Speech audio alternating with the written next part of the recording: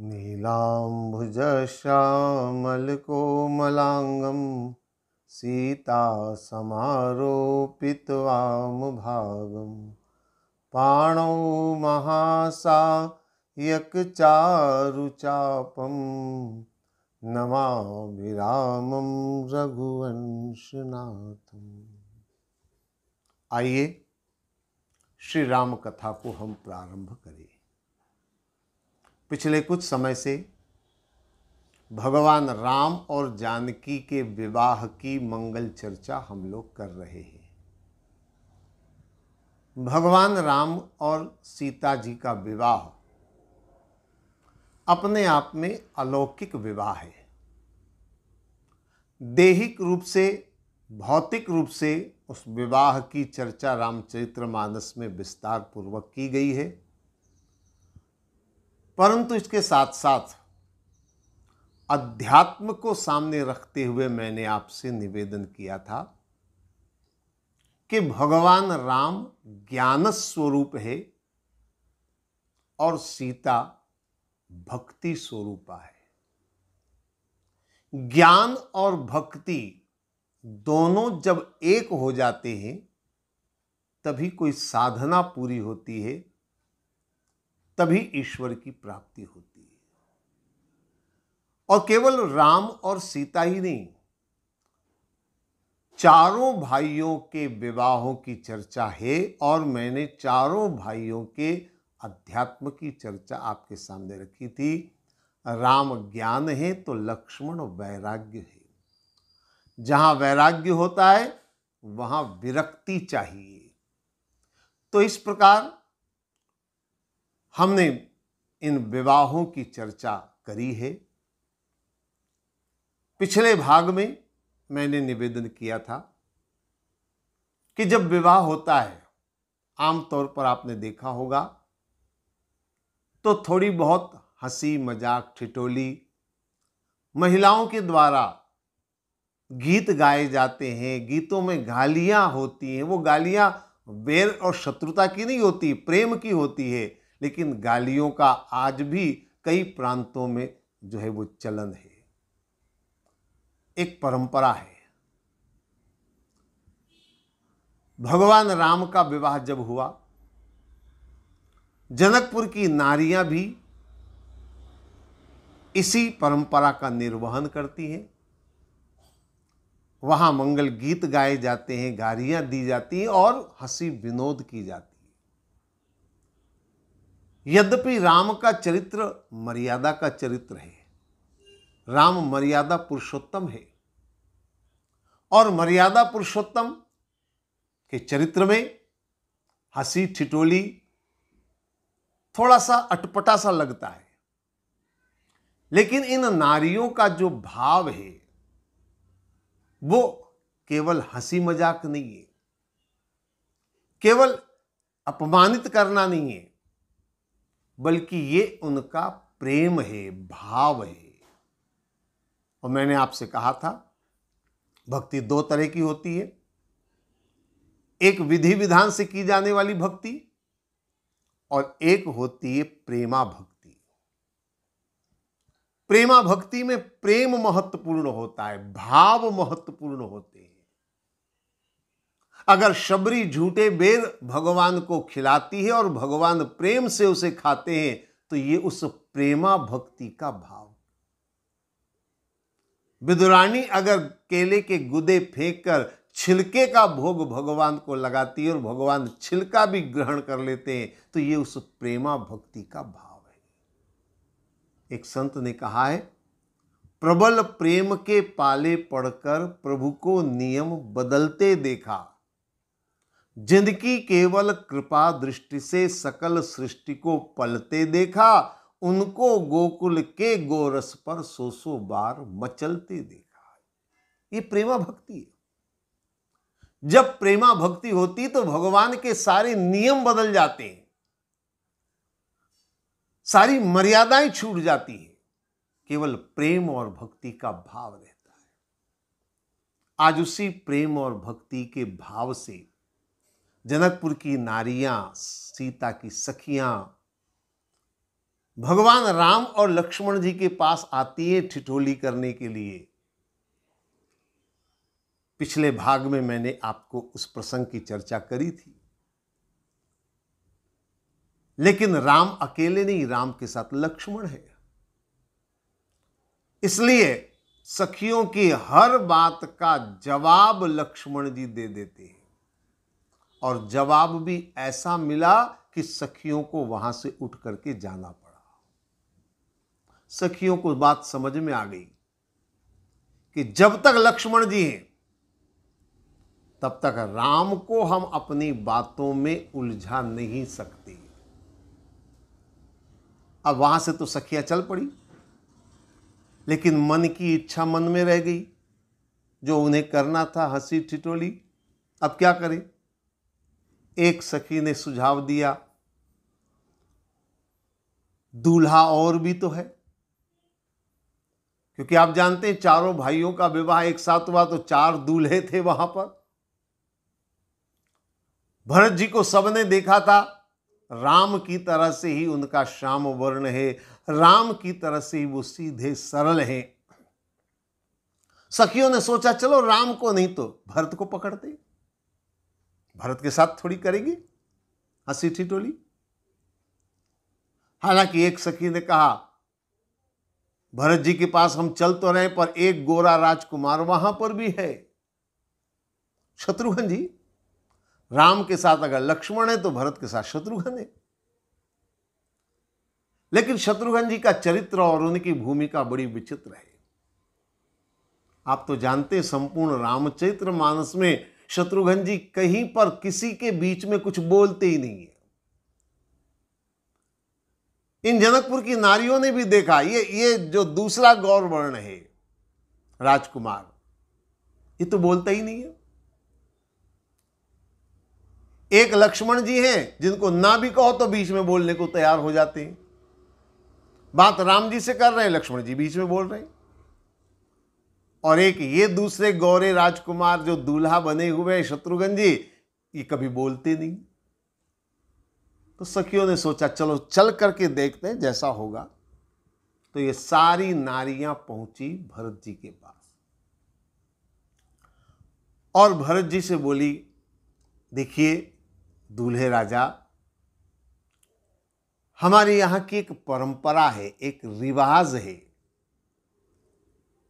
और उस परंपरा के अनुसार हमारी कुल देवी की पूजा आपको करनी अभी बाकी है। तो चलिए आप कुल देवी की पूजा कर लीजिए। भरत जी बड़े प्रसन्न हो गए, वाह, देवी देवता की पूजा में किस बात की इनकार और किस बात की देरी, शुभ से शीघ्रम। भरत जी खड़े हो गए, पूजा को चलने को तैयार हो गए। अचानक भरत जी ने कहा, दूल्हे को पूजा करनी है तो दूल्हे तो हम चारों भाई हैं, बड़े भैया राम को भी बुलाइए, उनको भी हम साथ ले चलेंगे, सब मिलकर पूजा करेंगे। सखियों ने सोचा अगर राम जी को बुलाने जाएंगे तो लक्ष्मण साथ में आएंगे, और लक्ष्मण जी अगर आएंगे तो जो हम करना चाह रहे हैं पूजा के बहाने वो नहीं कर पाएंगे। तो सखियों ने और नारियों ने कहा, देखिए आप पूजा के लिए आप ही को चलना है, क्योंकि आपके बड़े भैया और वो एक और जो हैं उन्होंने तो ये पूजा पहले ही संपन्न कर ली है, क्योंकि वो तो पहले से यहीं पर है। चूंकि आपका आगमन अभी हुआ है बारात के साथ में, आप अयोध्या से बाद में आए हैं, आपका ये पूजा का कार्य बाकी है, इसलिए आप चलिए पूजा करने के लिए। भरत जी ने कहा ठीक है। भोले भाले सीधे सरल भरत जी चलने को तैयार हो गए। सखियां बड़ी प्रसन्न, दास नारियां बड़ी प्रसन्न। ले गए एक कक्ष में, राजभवन के कक्ष में ले गए, और उस कक्ष में एक छोटा सा मंदिर, उस मंदिर तक ले गए। यह है हमारी कुल देवी। भरत जी ने बहुत ध्यान से देखा, मंदिर है, सुंदर सजावट है, फूल मालाएं हैं, लेकिन कौन सी देवी की मूर्ति वो नजर नहीं आई, क्योंकि रेशमी वस्त्र में लपटी हुई थी। तो भरत जी ने उन नारियों से कहा, भाई आपकी कुल देवी के दर्शन तो कराइए, हमको दर्शन का लाभ तो दीजिए, हम इनकी सेवा में आए हैं पूजा करने के लिए, दर्शन कराइए। उन नारियों ने कहा, थोड़ी सी मुश्किल ये है कि हमारी कुल देवी पर्दे में रहती है, वो किसी को अपना मुखमंडल नहीं दिखाती, खासकर पुरुषों को तो बिल्कुल नहीं दिखाती। पर पुरुष के सामने वो अपना घूंघट नहीं खोलती है,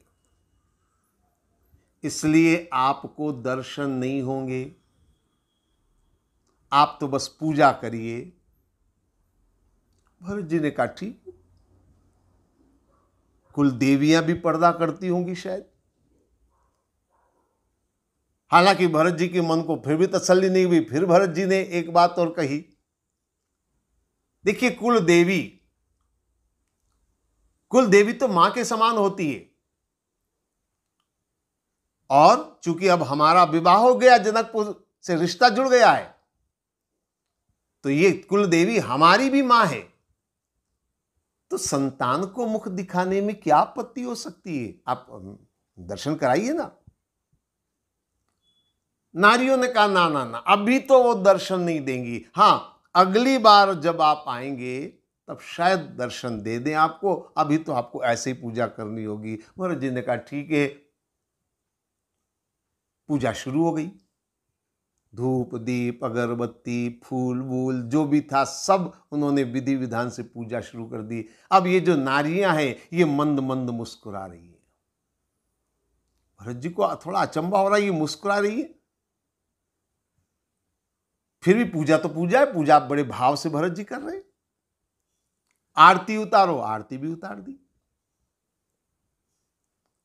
अब ये नारियां इसलिए हंस रही थी क्योंकि दरअसल वो कोई कुल देवी की मूर्ति नहीं थी, वो तो पांव की जूतियां थी। और सखियों ने सोचा आज बड़ा मजा लेंगे इस दूल्हे का, भरत जी का बड़ा मजा लेंगे। जब इन्हें पता चलेगा कि इन्होंने जूतों की पूजा करी है तब इनका चेहरा देखने लायक होगा। लेकिन भरत जी तो अनन्य भाव से पूजा में लगे हुए। अब पूजा संपन्न हो गई। इन नारियों के मन में एक और विचार आया, तो नारियों ने कहा, पूजा संपन्न हो गई, अब आप इन्हें अपने मस्तक पर धारण करके चलिए, इनको ले चलिए मस्तक पर धारण करके। पर जिन्हें कहा ऐसा ही कुछ होता होगा, इनके यहां रीति रिवाज में ऐसे ही होता होगा। तो भरत जी ने सिर पर उठा लिया। अब चल पड़े। चलते चलते चलते रेशमी वस्त्र खिसक गया और वो जूते जो है, वो जूतियां जो है वो दिखाई देने लगी। अब तो सारी नारियां हंसने लगी। और जब नारियों को हंसते हुए देखा तो भरत जी के मन में फिर विचार आया। भरत जी ने कहा, बात क्या, आप हंस क्यों रही हैं? आप जैसा कह रहे हैं वैसा मैं कर रहा हूं, जैसी पूजा कही वैसी पूजा मैंने करी, मैं मस्तक पर लेकर चल रहा हूं, आप हंस क्यों रही हैं? तो नारियों ने कहा, महाराज एक बार देख तो लो आपने सर पर क्या उठा रखा है। जैसे ही भरत जी ने ऊपर से मस्तक पर से उनको उठा करके देखा, जूतियां थी। सखियों ने सोचा अब तो ये दूल्हा शर्म के मारे सिर झुका करके यहां से 9-2-11 खिसक जाएगा और हम बड़ा मजा लेंगे। लेकिन भरत जी ने जैसे ही देखा जूतियां हैं, और संयोग कहें या सौभाग्य कहें, वो जूतियां दरअसल भगवान राम की थी। सखियों ने जल्दबाजी में जो हाथ लगा उसको उठा करके इन्होंने रख लिया था। वो राम की जूतियां थी। और भगवान राम की जूतियां भरत जी नहीं पहचाने, ऐसा हो नहीं सकता। तो भरत जी ने जैसे ही भगवान राम की जूतियों को देखा, भरत जी तो गदगद हो गए, भाव विभोर हो गए और आंखों से अश्रुधारा प्रवाहित होने लगी, नाचने लगे खुशी के मारे। सखियां देखकर अचंभित हो गई। जनकपुर की नारियां अचंभित हो गई, ये क्या हो गया? हमने तो सोचा था दूल्हा जब देखेगा सच्चाई को कि कुल देवी नहीं बल्कि ये जूते हैं, तो शर्मिंदा होकर के, लज्जित होकर के यहां से दूल्हा चला जाएगा। ये तो और खुश हो रहे, नाच रहे, आंखों से अश्रु की धारा बह रही है। तो नारियों ने कहा, बात क्या है, आप इतने प्रसन्न क्यों हैं? सब आपका मजाक उड़ा रहे हैं, आपने जूते सिर पर उठा लिए। भरत जी ने कहा, आपकी दृष्टि में ये जूते होंगे, लेकिन मेरी दृष्टि में ये मेरा भविष्य है। आपने मुझे अपने जीवन का लक्ष्य दे दिया, मुझे अपने जीवन का ध्येय मिल गया। आप सब मेरे लिए गुरु के समान हैं, क्योंकि गुरु ही जीवन की मंजिल हमें बताता है। आपने हमें मंजिल बता दी, आप हमारे लिए गुरु समान वंदनीय है। सखियों को बात समझ में नहीं आई। भरत जी ने कहा, इन्हीं के सहारे मुझे अपना जीवन व्यतीत करना है। आपने बड़ी कृपा करी जो मुझे इनकी पूजा का अवसर दिया। और आप सब जानते हैं, आगे जाकर के जब भगवान राम का वनवास हुआ तो भरत जी भगवान राम की चरण पादुकाएं लेकर आए और उन्हीं के सहारे उन्होंने अयोध्या में रह करके अयोध्या के राज्य का संचालन किया। यानी भरत जी की संपूर्ण जीवन गाथा का आधार ये भगवान की चरण पादुकाएं और जूतियां हैं। इसलिए भरत जी गदगद हैं, भाव विभोर हैं। और सखियों ने जब भरत जी का ये भाव देखा तो उन्हें भी बड़ा पछतावा हुआ कि हम किसका मजाक करने चले थे, हम किसकी हंसी उड़ाने चले थे। ये तो इतने अनन्य भाई के, अपने भ्राता के इतने अनन्य प्रेमी हैं, इनका हम क्या कर सकते। तो सखियां और नारियां संकुचित होकर के वापस चली गई। ये विवाह के प्रसंग की घटनाएं हैं जिसमें हंसी ठिठोली है। हालांकि राम के चरित्र में हंसी के साथ भी एक संदेश है, एक आध्यात्म है, एक भाव है, और वो थोड़ा सा मैंने आपके सामने रखने का प्रयास किया। लेकिन एक बात मैं आपसे जरूर निवेदन करना चाहूंगा, इस चीज को सदैव स्मरण रखें, प्रेमा भक्ति का भाव बिल्कुल अपने आप में अलग होता है। जिसके जीवन में अनन्य प्रेम और भक्ति का भाव उमड़ता है, उसकी दशा अपने आप में कुछ और होती है। वरना भक्ति जो विधि विधान से होती है, जिसमें कुछ नियम होते हैं, आपने देखा होगा जितने पंथ हैं, संप्रदाय हैं, जितने मत मतांतर हैं, उन सबके अंदर भक्ति मार्ग में अनेक नियम, विधि विधान, सिद्धांत रखे गए। और मैं उन सभी पंथों का आदर करता हूं और मैं ये मानता हूं कि जो भी बताया है वो गलत नहीं है, सारे विधि विधान सही है। और जितना हम विधि विधान का पालन करते हुए चलेंगे, भक्ति के मार्ग पर चलना हमारे लिए सुगम होगा। लेकिन बिना भक्ति के भाव के सीधा हम प्रेमा भक्ति के उन अनन्य भक्तों के भाव की केवल नकल करने चलेंगे तो कभी परमात्मा प्राप्त नहीं होंगे। अक्सर ऐसा होता है, हम नकल बहुत जल्दी कर लेते हैं। एक बार एक घर में मैं गया,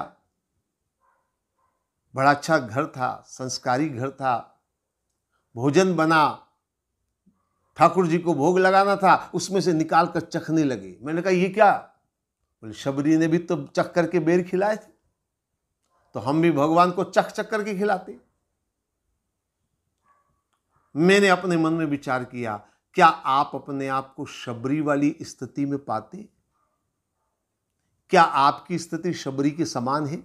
नहीं है। और अगर नहीं है तो शबरी के आचरण का अनुसरण करना, यानी केवल नकल करना, मेरी दृष्टि में वह ठीक नहीं है। लेकिन हम लोग नकल करने में बड़े अभ्यस्त हैं। हमें नकल करने की आदत पड़ गई है हर चीज की। फिल्म अभिनेता ऐसे कपड़े पहना है, हम भी पहनेंगे। फिल्म अभिनेत्री ने ऐसे बाल संवारे, हम भी संवार लेंगे। किसी राजनेता ने ऐसा कहा, ऐसा किया है, हम भी कर लेंगे। यानी हम केवल जीवन में नकल करते हैं, दूसरों की नकल। विदेशियों को हमने देखा, उनकी नकल करनी शुरू कर दी। हम लोग हमेशा दूसरों को देख करके उसकी नकल करने लग जाते हैं। लेकिन याद रखिए, अगर आप प्रारंभिक अवस्था में भक्ति की शुरुआत कर रहे हैं, अगर आप भक्ति के मार्ग पर अभी चलना प्रारंभ कर रहे हैं, शुरुआत अगर कर रहे हैं, तो आपको कुछ विधि विधान के, कुछ नियमों के पालन करना चाहिए। हर जगह नियमों की चर्चा होती है। स्नान करना है, शुद्ध पवित्र होना है, कैसे पूजा करनी है, कैसे ठाकुर जी को भोग लगाना है, क्या भक्ति के अंदर करना है, कैसे व्रत, कैसे उपवास, ये विधि विधान का पालन करना चाहिए। आंख मूंद करके नकल करने से भक्ति का भाव नहीं आएगा। लेकिन हमारी आदत है, प्रवृत्ति है, हम लोग हमेशा एक दूसरे की नकल करते हैं। धार्मिक कार्यों में भी हम देखा देखी कर रहे हैं, धार्मिक कार्यों में भी हम एक दूसरे की नकल कर रहे हैं। हमारी पड़ोसन ने ये व्रत किया, हम भी कर लेते। हमारे रिश्तेदार फलाने ने वहां जाकर के पूजा करी, हम भी वहां जाके पूजा कर लेंगे। उस आदमी ने उस तीर्थ में जाकर के कथा सुनी, हम भी चले गए वहां कथा सुनने के लिए। बस हम केवल एक दूसरे को देखकर कर रहे हैं। लेकिन कभी कभी आंख मूंद कर देखा देखी करना, एक दूसरे की नकल करना घातक हो जाता है। एक छोटी सी घटना मुझे याद आती है, मैं हमेशा सुनाया करता हूं, शायद आपको पहले कभी सुनाई भी हो। एक साधु एक बार जा रहा था तीर्थ में, तीर्थाटन करने के लिए। ट्रेन में जा रहा था, रास्ते में प्रयागराज स्टेशन आया। ओहो, अचानक उसके ध्यान में आया आज अमावस्या है, और प्रयागराज में तो अमावस्या का कुछ विशेष महत्व है। स्नान का, संगम, त्रिवेणी संगम के स्नान का विशेष महत्व है। तो साधु ने सोचा जाना तो है, आज रुक जाता हूं, स्नान दर्शन कर लूंगा, कल चला जाऊंगा, आगे बढ़ जाऊंगा। तो साधु वहीं उतर गया प्रयागराज में। आधी रात का समय था, पैदल साधु चल पड़ा, पहुंच गया संगम तट पर। गंगा जमुना सरस्वती का संगम जो माना जाता वहां पहुंच गया। लेकिन बड़ा सवेरा था, 4 बजे होगी, और इतनी जल्दी वहां कौन आता है? ना तो कोई यात्री था, ना कोई वहां अन्य व्यक्ति था। यहां तक कि पंडे पुजारी जो वहां रहते हैं वो भी उस समय नहीं पहुंचे थे। अकेला साधु था। साधु ने कहा ये तो बहुत अच्छा है, कोई नहीं है, एकांत में मैं अपनी स्नान ध्यान पूजा पाठ कर लूंगा। और जैसे ही वो स्नान ध्यान के लिए, पूजा के लिए जाने लगा, अचानक साधु के मन में विचार आया, स्नान के बाद ध्यान पूजा में तो मुझे 4 घंटे लग जाएंगे, और कमंडल में मेरे कुछ रुपए पड़े हुए, धनराशि, अब यात्रा पर वो चला था तो धनराशि तो होगी पास में, नहीं, इसको कौन संभालेगा? यहां कोई आदमी भी नहीं कि मैं उसको कह दूं कि भैया तू संभाल लेना। और अगर ऐसे ही मैंने रख दिया खुले मैदान में, कोई भी उठाकर ले जाएगा, और चाहे उठाकर ना भी ले जाए, पर मेरा ध्यान तो हमेशा इसी पे लगा रहेगा। मैं करूंगा पूजा, मैं ध्यान में बैठूंगा, ध्यान मेरा इधर रहेगा, तो क्या मैं ध्यान लगा पाऊंगा? इसको कहीं ना कहीं सुरक्षित रख देना चाहिए, ताकि मैं निश्चिंत भाव से मेरी पूजा कर सकूं। अब क्या करता साधु? तुरंत उसने एक उपाय सोचा। आप में से जो लोग इलाहाबाद गए होंगे, प्रयागराज गए होंगे, उन्होंने देखा होगा संगम तट पर बड़ा लंबा चौड़ा बालू रेत का मैदान है, खाली मैदान पड़ा रहता है। वो साधु ने क्या किया, बालू रेत को थोड़ा हटाकर एक गड्ढा किया, उसमें अपना कमंडल रखा, बालू रेत ऊपर डाल दी, समतल मैदान कर दिया। बस अब किसी को पता नहीं चलेगा, मैं आकर के निकाल लूंगा। ऐसा करके वो वापस जाने लगा। जाते जाते एक बार फिर पलट कर उसने देखा, इतने लंबे चौड़े मैदान में मैंने कमंडल कहां रखा है। 4 घंटे बाद में आऊंगा तो मैं खुद भूल जाऊंगा कि मैंने कमंडल कहां रखा है। ऐसे काम नहीं चलेगा। तो क्या करना चाहिए? कोई ऐसा चिन्ह यहां पर रख दिया जाए जिससे मुझे पता चले कि यहां पर मैंने कमंडल गाड़ा है। चिन्ह बनाना चाहिए। अब क्या चिन्ह बनाए? तो उसने एक पत्थर का टुकड़ा कहीं से लिया साधु ने और वहां रख दिया। रख तो दिया, 2 मिनट बाद विचार आया, जब उजाला होगा तो बहुत सारे तीर्थ यात्री आएंगे। किसी ने पांव की ठोकर मार दी और पत्थर वहां से वहां चला जाएगा तो मैं कैसे ढूंढ पाऊंगा? तो निशानी कोई ऐसी होनी चाहिए जिसको कोई ठोकर ना मारे। अब साधु तो था ही, धार्मिक आदमी था। उसने तुरंत दिमाग दौड़ाया और उस जगह पर जहां कमंडल नीचे रखा था उस जगह बालू रेत का उसने एक शिवलिंग बना दिया, जलाधारी वगैरह पूरा शिवलिंग बना दिया। अब ठीक है, कम से कम यहां आने वाले धार्मिक लोगों में कोई ठोकर तो नहीं मारेगा शिव जी के, और मुझे पता लग जाएगा कि यहां मेरा कमंडल है, काम मेरा बन जाएगा। तो उसने शिवलिंग बना दिया। अब साधु तो चला गया। सूर्योदय होने लगा, यात्रियों का जमघट आने लगा। एक यात्री ने सोचा शिवलिंग, ओहो, तो उसने पास में 2-4 फूल रखे थे उसके पास, वो फूल चढ़ा दिए। अब एक को फूल चढ़ाते हुए देखा तो 10 यात्री और आ गए, सबने फूल चढ़ाना, पूजा करनी शुरू कर दी। कुमकुम अक्षत सब शुरू हो गए पूजा करनी। अब तो भीड़ लग गई वहां पर पूजा करने वालों की। सबने सोचा जब सब कर रहे हैं पूजा तो हम भी क्यों ना करें, तीर्थ में आए हैं, हो सकता है आज पूजा का कोई विशेष लाभ महत्व होगा। सब पूजा करने लग गए, भीड़ भारी।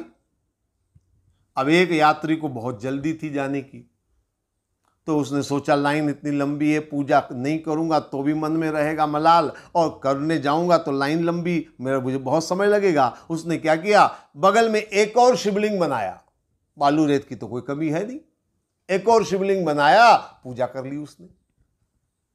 अब जब उसको शिवलिंग बनाकर पूजा करते देखा तो जो यात्री अब आ रहे थे उन्होंने मन में सोचा, आज अमावस्या को शायद बालू रेत के ये पार्थिव लिंग बनाकर पूजा करने का कोई विशेष महत्व लाभ होगा, हम भी इस लाभ से क्यों वंचित रहे। अब तो क्या था, यात्री आते गए, नए शिवलिंग बनते गए, आते गए, नए शिवलिंग बनते गए। देखते ही देखते मैदान में चारों तरफ शिवलिंग ही शिवलिंग। अब वो महात्मा जी अपनी पूजा से निवृत्त हुए। 4 घंटे बाद आकर के जब उन्होंने मैदान में झांक कर देखा तो हैरान रह गए। सैकड़ों शिवलिंग थे, अब इनमें उनका शिवलिंग कौन सा, कैसे पहचाने, बड़ी मुश्किल। अब क्या करे, साधु बड़ा परेशान। एक शिवलिंग को तोड़ करके अंदर अपना कमंडल ढूंढने लगा। यात्रियों ने देखा कि लोग शिवलिंग बनाकर पूजा कर रहे हैं और ये साधु, लगता है ये साधु नहीं, ये कोई पाखंडी है, ये कोई विधर्मी है, साधु के वेश में आया है, हमारे धर्म को जो है वो चोट पहुंचाने आया है। लोगों ने पकड़ लिया और लोगों ने कहा, देखो साधु बाबा, आपका वेश साधु का, इसलिए हम आपको छोड़ रहे हैं, अगर कोई दूसरा होता तो हम आपकी यहीं पर पिटाई कर देते, चुपचाप यहां से निकल लो। अब वो साधु गिड़गिड़ा रहा है, भैया मेरे अंदर कमंडल पड़ा है, मैंने ये शिवलिंग इसलिए बनाया था, ये किया था। कौन सुने और कौन माने, बेचारा साधु गिड़गिड़ाता रहा। तो हमारी यह तो बस नकल होती है, एक को देखा दूसरे को ने कर दिया, दूसरे ने देखा तीसरे ने कर दिया, केवल नकल मात्र हम लोग करते हैं। लेकिन याद रखिए, भक्ति का भाव हृदय से अंदर से उमड़ता है, तब प्रेमा भक्ति का भाव प्रबल होता है। मैं आपसे केवल इतना ही निवेदन करूंगा, ये जो 2 तरह की भक्ति की बात मैंने करी है, अगर हम भक्ति के मार्ग पर अभी चलना प्रारंभ कर रहे हैं या एक आध कदम ही हमने बढ़ाया है, तो हमारे लिए कुछ नियमों का पालन करना ही श्रेयस्कर होगा। नियम से हम चलें, विधि विधान से हम चलें, तो शायद हम भक्ति के मार्ग पर आगे बढ़ करके भगवान को प्राप्त कर सकते हैं। मैंने जिन साधु संतों और जिन महान भक्तों की बातें आपके सामने रखी, वो उस अवस्था को प्राप्त कर चुके हैं जिसमें भक्त और भगवान एक हो जाता है। और जब भक्त और भगवान एक हो जाता है तो वहां कोई औपचारिकता नहीं रहती है, कोई विधि विधान नहीं रहता है, कोई नियम नहीं होता है। इसलिए उसको मैंने प्रेमा भक्ति का शब्द आपके सामने रखा है। जनकपुर की नारियां प्रेमा भक्ति के भाव में डूबी हुई है, अनन्य भाव में। साक्षात नारायण जिनके सामने खड़े हों, उनकी भक्ति तो चरम अवस्था की भक्ति है। विदेहराज जनक के राज्य में रहने वाली जो नारियां हैं, जिनका राजा विदेहराज हो, उसकी प्रजा पर भी उसका प्रभाव होता है। इसलिए जनकपुर की नारियों का भाव और उनकी दशा बिल्कुल अलग है। हम उसका केवल आंख मूंद करके नकल करें या हम ये सोचें कि ये तो बड़ी अमर्यादित आचरण कर रही है हमारे प्रभु के साथ, तो ये सोचना हमारी भूल होगी। जनकपुर की बातें बहुत सारी हैं। भगवान राम का विवाह हुआ और आए ब्याही राम घर जबते, बसों अवध आनंद कहूं तबते। भगवान राम विवाह करके जब अयोध्या आए तो चारों तरफ आनंद ही आनंद है, हर्ष और उल्लास है। और ये आनंद क्यों नहीं होगा? इस आनंद का, इस सुख का एक मूल कारण है, और वह है सीता जी का अयोध्या में आगमन। आप अच्छी तरह जानते हैं, भगवान राम को नारायण का अवतार माना गया है और सीता मां को लक्ष्मी का अवतार माना गया है। तो सीता का आगमन यानी लक्ष्मी का पदार्पण है। वैसे भी भारतीय संस्कृति में जब विवाह होकर के दुल्हन पहली बार ससुराल पहुंचती है तो उसे घर की लक्ष्मी की तरह से ही उसका स्वागत किया जाता है। और वास्तव में गृहस्थ जीवन में वो घर की लक्ष्मी स्वरूपा होती है। तो सीता जी तो साक्षात लक्ष्मी स्वरूपा है। मैं तो कहता हूं कि प्रत्येक व्यक्ति अपने घर में जब वो किसी को लेकर के आता है, किसी की कन्या को जब ब्याह करके अपने यहां लाता है, तो उसे लक्ष्मी स्वरूपा मानना चाहिए। ये भारतीय संस्कृति हमारी। और उस संस्कृति से जब हम विमुख होते हैं तो समाज में कई दुष्परिणाम सामने आते हैं। आज कई बार जब हम सुनते हैं, देखते हैं, तो बड़ा आश्चर्य होता है, दुख भी होता है। कुछ घटनाएं ऐसी सुनने में आती हैं, शादी के बाद नव दुल्हन को, नववधू को प्रताड़ित किया जाता है दहेज के लिए। और इतना ही नहीं, कभी कभी तो जला दिया जाता है, मार दिया जाता है। इस तरह की घटनाएं जब सुनते हैं तो मन में बड़ा क्षोभ होता है और निश्चित रूप से हमारे मन में एक विचार आता है कि भारतीय संस्कृति का पालन हमने करना छोड़ दिया। मैं आपसे निवेदन करूंगा कि भारतीय संस्कृति हमें सिखाती है कि हम लक्ष्मी स्वरूपा माने, और अगर हमने लक्ष्मी के रूप में माना, लक्ष्मी के रूप में आदर किया, तो निश्चित मानिए घर में सुख भी होगा, शांति भी होगी, समृद्धि भी होगी और जीवन आनंदमय होगा, जीवन कल्याणमय होगा, जीवन पावन और पवित्र होगा। परशुराम जी के चरित्र की बात भगवान राम जानकी विवाह के बीच में हमने करी थी और मैंने आपसे निवेदन किया कि जब परशुराम जी ने भगवान राम को पहचान लिया तो वो चरणों में गिर पड़ते हैं। क्षमऊ क्षमा मंदिर दो भाई, चरणों में गिर पड़ते, समर्पित हो जाते हैं। इसी तरीके से जब हम ग्रह की लक्ष्मी को समझ लेंगे तो हमारे मन में आदर का भाव होगा और तब दहेज के लिए हत्याएं, प्रताड़ित करना जैसी घटनाओं पर विराम लग सकेगा। इसलिए मैं आपसे निवेदन करूंगा, भगवान राम के चरित्र से इन बातों को हमें अपने जीवन में उतारने का प्रयास करना है।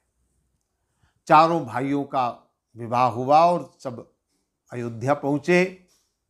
विश्वामित्र जी पुनः अपने आश्रम पर जाना चाहते हैं, भगवान राम बार बार रोक लेते हैं, लेकिन अंततः विश्वामित्र जी महाराज दशरथ से अनुमति लेकर के अपने आश्रम के लिए प्रस्थान करते हैं। और इसी के साथ रामचरितमानस का ये बाल कांड संपूर्ण हो जाता है।